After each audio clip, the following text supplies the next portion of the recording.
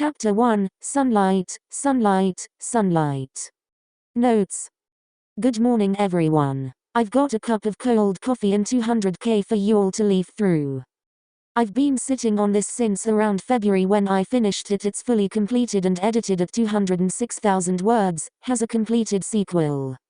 And will be posted twice a week on Tuesday and Friday nights, for anyone wanting to go back and binge read each weekend. Thank Leves and Curses for the idea, I just took it and ran with it. As a footnote, this story isn't out to hurt you much. It's a canon fixit with the end goal of everybody is alive and happy. There's just some plot, read, angst, to get there, first. The greater the suffering, the higher the reward. Am I right or am I right? Every scene of angst you sit through has a comfort counterpart, for anyone on the edge. I've changed certain timeline details, like when Amane is killed, either because 1. I'm stupid 2. I didn't care to retcon past the 100k mark and 3. I forgot, but they are all minor things that don't change canon or how canon interacts with this story. My sister is making me post this, so thank her if you like it. Chapter text. He's choking, rattling in raspy, withering gurgles as his sight dies, the column of his trachea the last splotch of color he can see, and wondering what will happen when he hits the end. His body's finally shutting down. He can feel it beneath the grime and the blood, in the way all his limbs, or what's left of them, are growing cold, how he can't move his fingers anymore, pools of blood tacky where they dip in. He wants to let slip a last whisper, but he can't get his lips to move, their cracked skin too slippery with coppery red, the lump of his tongue he's long since lost a missing crater in his mouth. I'm sorry, he hears murmured in his head, among the fading whispers crowding his ears, that I'm glad I'm dying. The noise is fuzzy, quieter than it's ever been inside the hell of the prison. He doesn't bother to shut his eyes as he feels his heart stop. What's the point? He's going to be found soon if the prison really does open. Why give anyone false hope? I'm sorry. Death is almost warm, like sunlight on his skin. Satoru.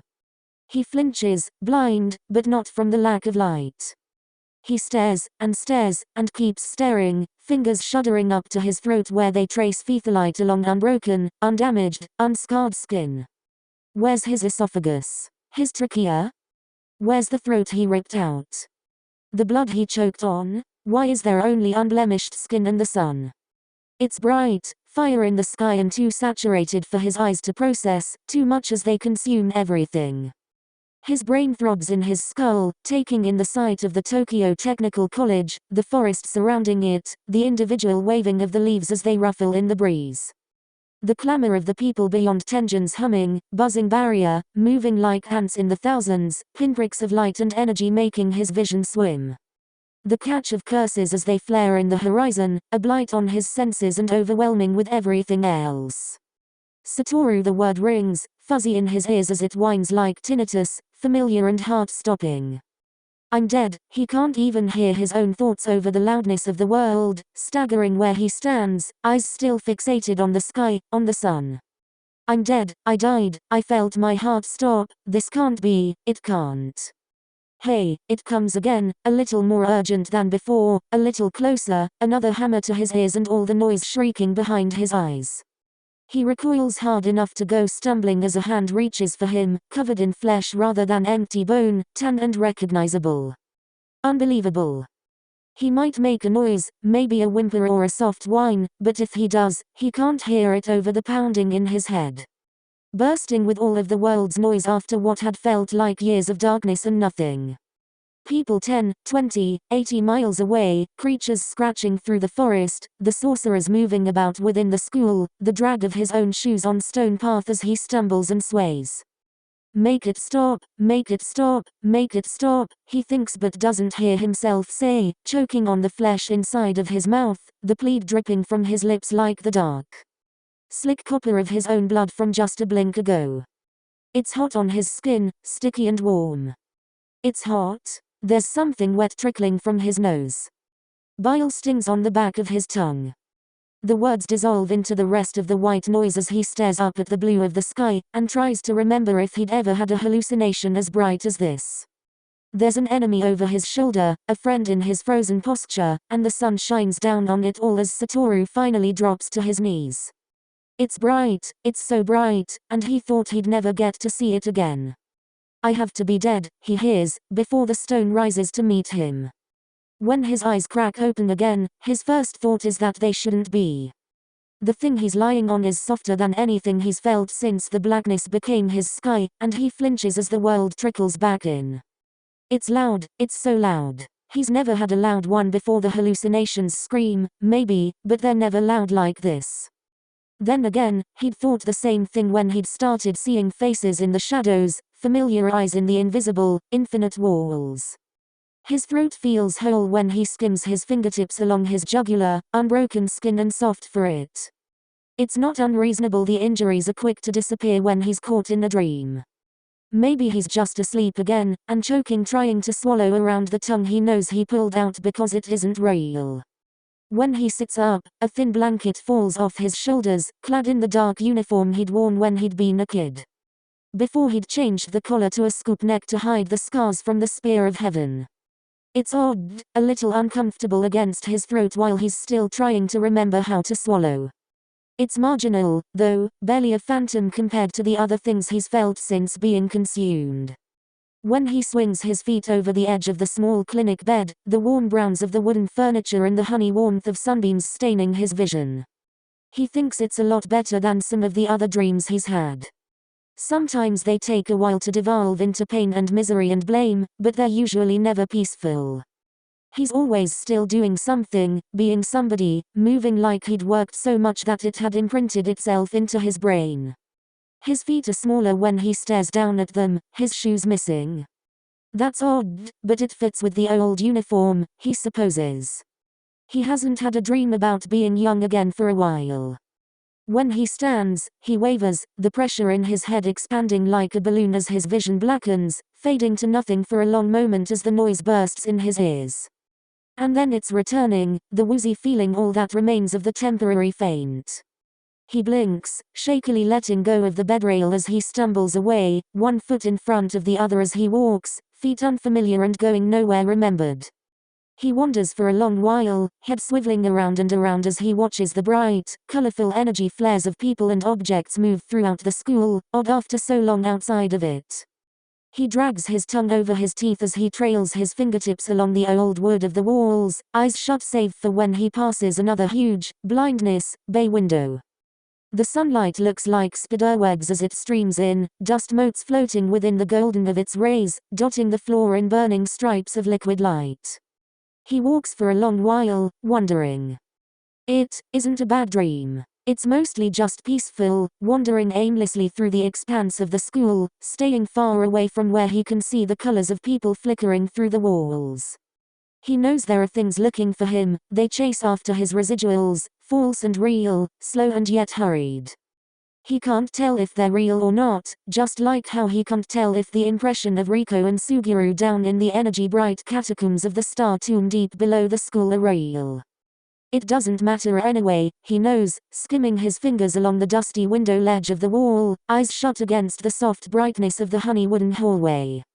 It's a dream, the monsters will find him if they want.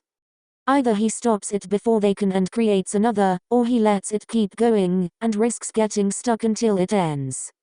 He can't quite decide, hanging in a limbo of indecision as he walks, feet padding softly and near soundlessly on hardwood, breathing in the old, paper-tinged smell of ancient, and trees, and dust.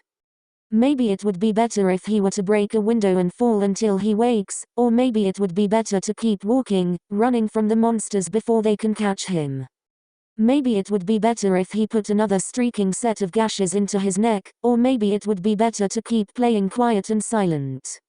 A ghost flickering through old hallways he'd never bothered to walk before. He doesn't particularly want to leave. Dreams are the only places he can remember the prickle of limitless under his skin, the hollow of infinity separating him from the world.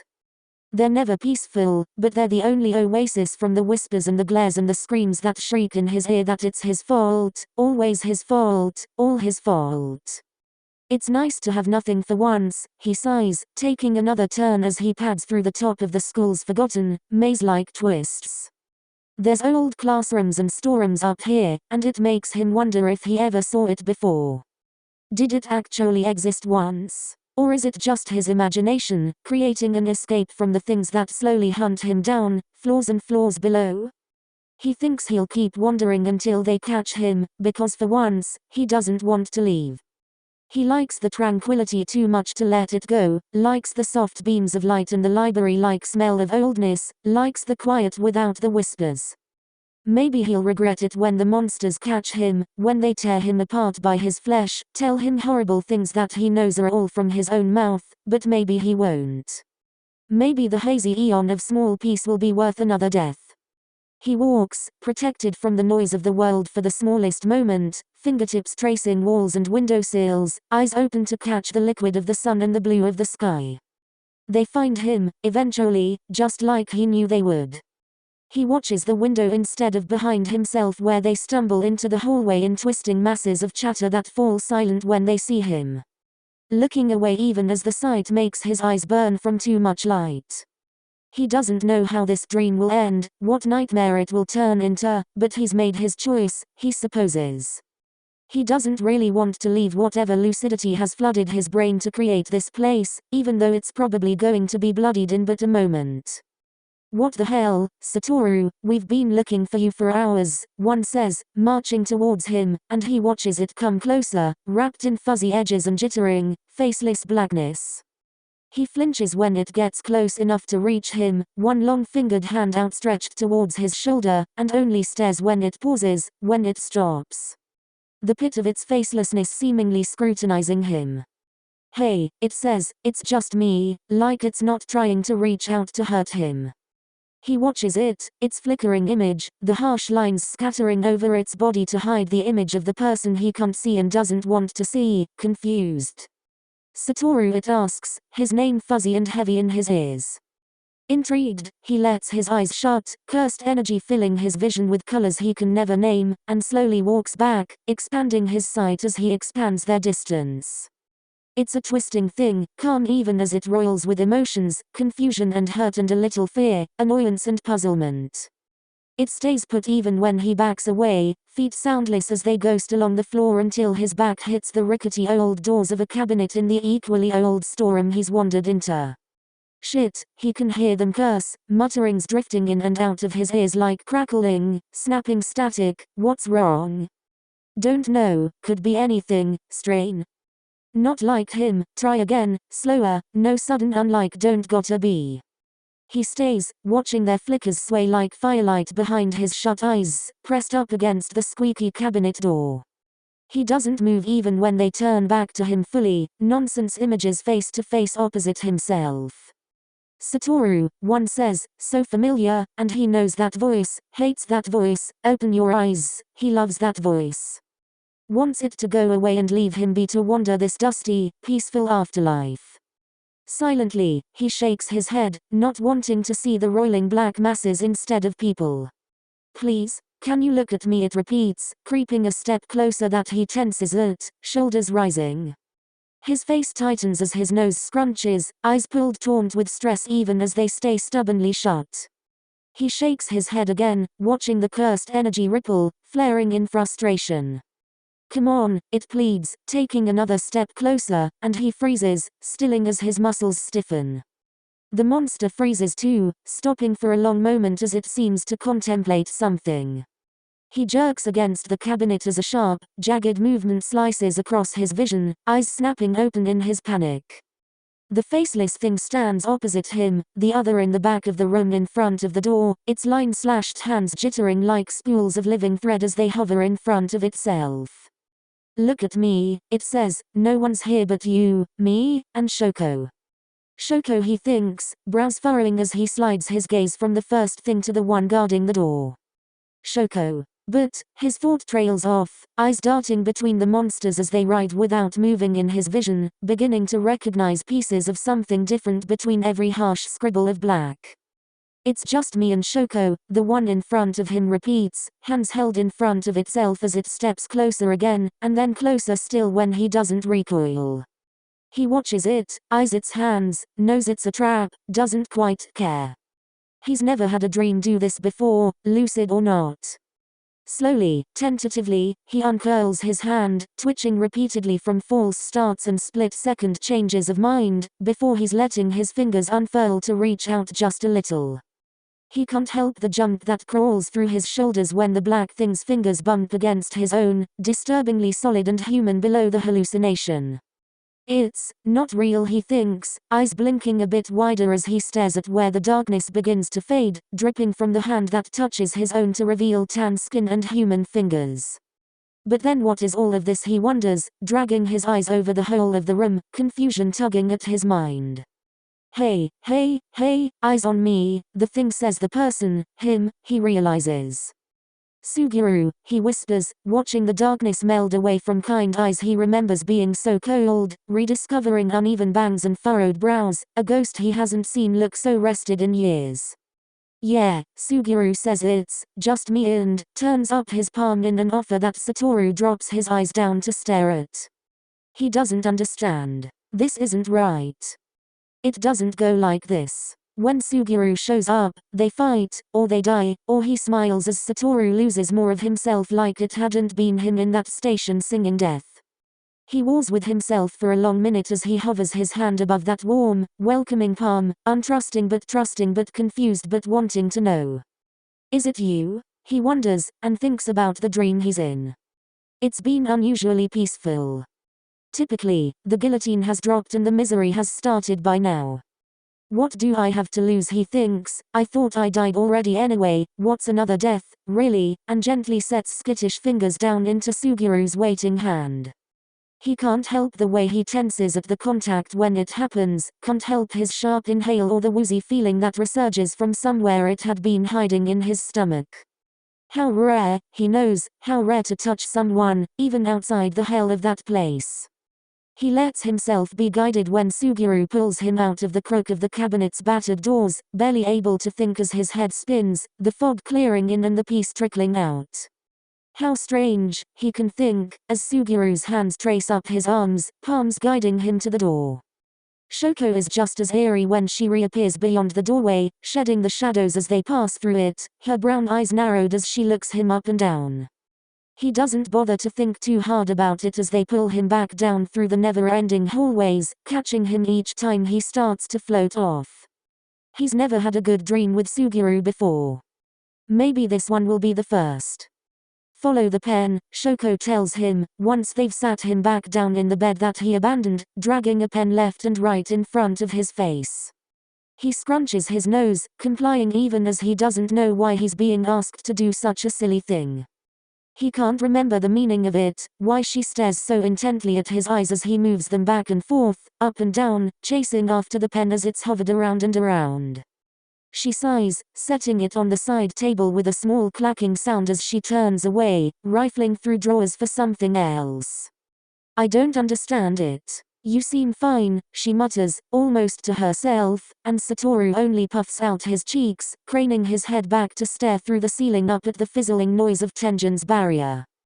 Don't do that, Suguru murmurs, one palm circling the back of his skull to push his face upright again, and he rolls his eyes, lamenting the fact that this softer, attentive version of Suguru won't let him get up and wander.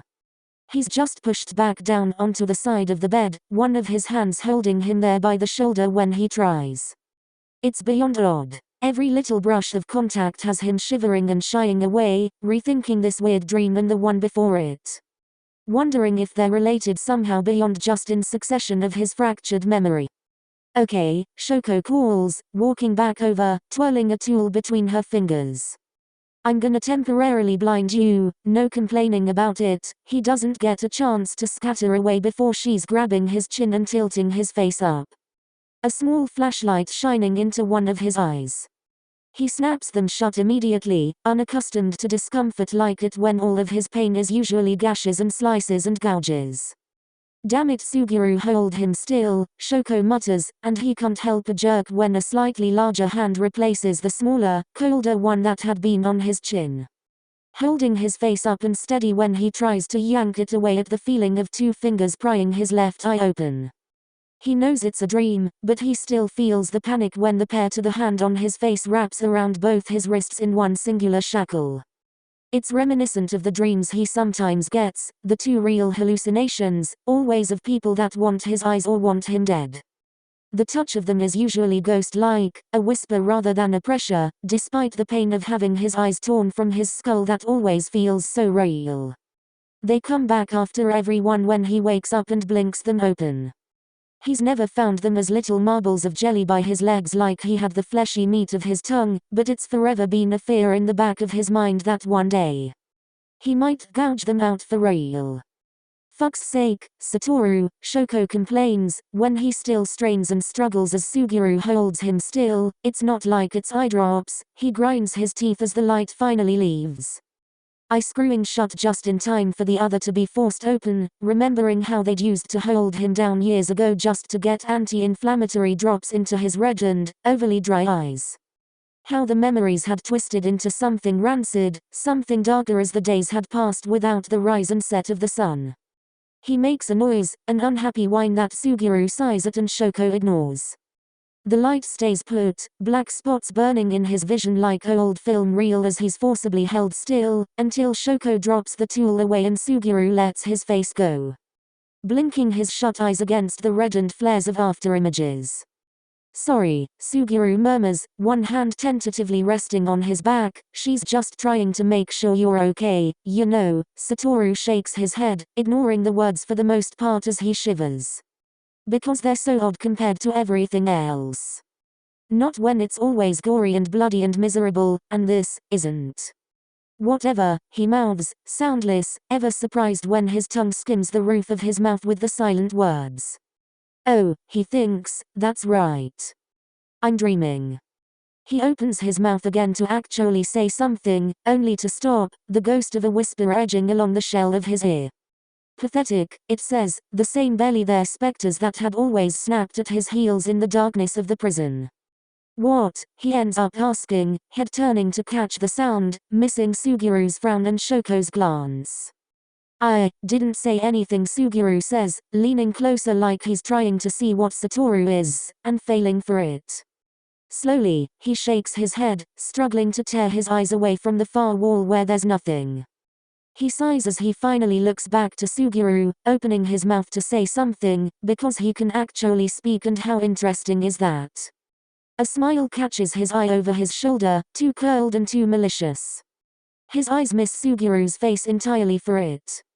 This doesn't make any sense, he thinks, the words a little hysterical clanging around in his head as he watches the fake hold a finger up to its lips.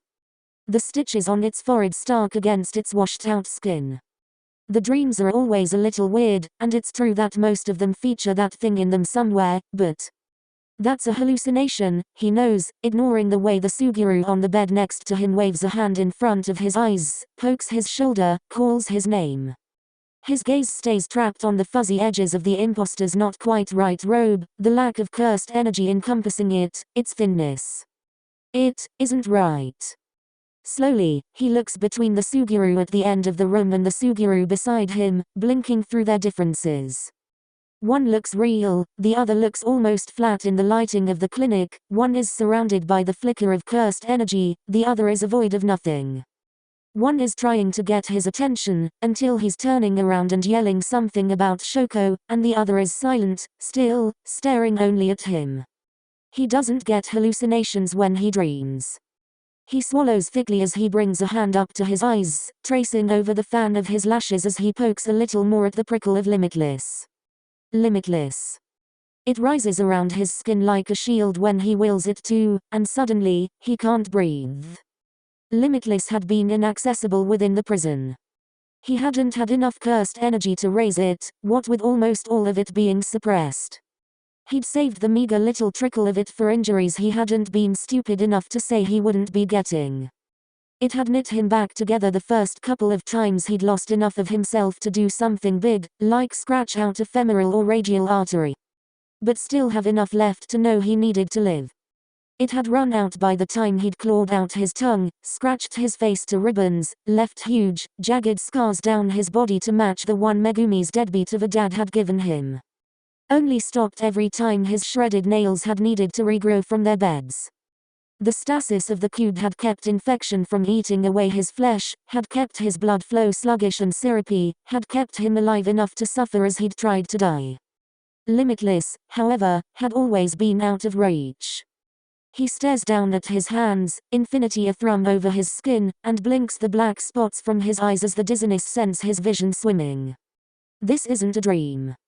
The days, is it days? Maybe it's just a day passes in a blur, time bleeding together in what he can't pick apart as one moment from many, one oddity after another. Confusing and unable to be untangled as he scrabbles for some kind of answer. He thinks there's only one of them. He thinks there's a million of them. There's Shoko, younger and less cynical, less indifferent and still as brash as she'd been as a kid before the apathy had overgrown in her like the weeds of morning glory vines. There's Suguru, softer and more worried and himself still, before everything had washed him away into somebody new in the red of all the blood he'd split. And then there's him, unbelonging, a piece of a puzzle that doesn't fit. Liar, the shadows whisper in his ears when Suguru asks him if he's okay and he says fine as he stares at a face that can't possibly be real. Because this isn't real, they hiss, when he sits through a class like he's 15 and still untouchable, drifting through it as if watching an old memory on a film reel. Disgrace, they call him, as he finally runs away, after the sun's set again and he's refused to close his eyes to let sleep destroy his world. He runs, bare feet pounding through the underbrush of the forest as he flees the safety of the school, the suffocating wood of its walls and the dream that might be a nightmare after all. He gasps and runs harder, farther, away from Shoko's comments about his spiciness and Suguru's gentle hands as they take every excuse to touch him with worry, with concern. With relief he wants to let them have, and yet doesn't know how to hold. Tenjin's barrier is a solid wall when he crashes into it, a dome that cuts intangibly into the earth as he beats his fists against it, unknowing why he can't get past. Is there only one way in, one way out?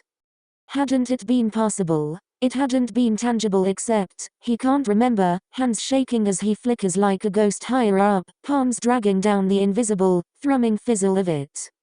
He can't remember anything, how he used to live, how he used to breathe, how he used to love Suguru before he'd become a monster. He screams, a wailing, helpless caterwaul of a thing, crashing his head against the dome, shoulders curling up in defeat and sinking back down into the grass, the snapped twigs, moss, and old leaves. He can't remember how to be human, he thinks, arms dragging down energy he should be able to get past. He can't remember anything about himself. His hands shake as his unbroken, whole nails dig into his collarbones, lips splitting into wobbly caricatures as his eyes burn. He doesn't remember how to live, can't recall how he'd spent every day before the darkness acting like a human when it's become so distant. Can't recall how he made the act in the first place when all he can remember was that it was one, when all he knows is that it hadn't been real.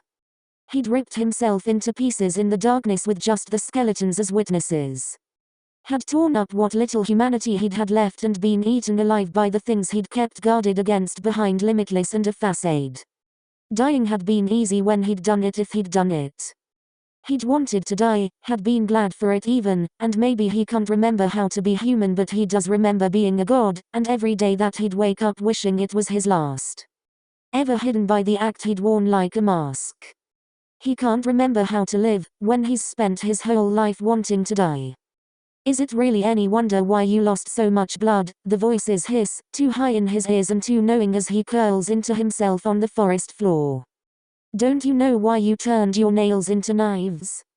Don't you know why slicing your skin open was so easy? He tells them to shut up, cries for them to go away, because he hates them but they're right. Because he hates them when they are only pieces of himself. How is he supposed to live, if he'd only ever wanted to die? He doesn't purposely sleep that night, trudging back through the forest as if walking to a noose on a rope, a guest in his own body too little, too small, too young, unscarred. Eventually, the darkness does come back in the walls of a room he hasn't seen in over a decade, and he's almost welcoming of it. At least he knows what horrors lie in the blackness and the emptiness. At least he understands the world of the prison. He doesn't remember how to live in this dream.